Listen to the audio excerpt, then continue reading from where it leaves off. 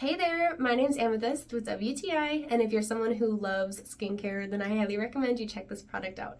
This is the Earth Harbor Calypso. It is a rejuvenating moisture elixir, which is a mouthful, but I absolutely love this product. I love how lightweight it is while also giving a nice slip to the skin. I find that any product I layer on top of this just melts beautifully into this product and creates a really nice base for if I want to do my makeup that day or just to have really nice refreshed skin.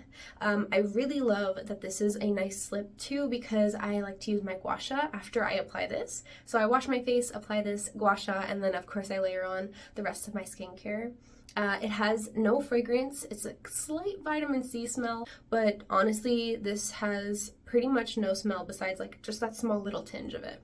So if you're someone, like I said, who likes skincare, I highly recommend you check this out. This is a great product. I've been loving using it. I really can't say anything bad about this. It's just been great. It's been great at brightening up my skin, which is what you hope from a vitamin C, and also evening out my skin tone. So I really love this and I highly recommend it, and that is my point of view.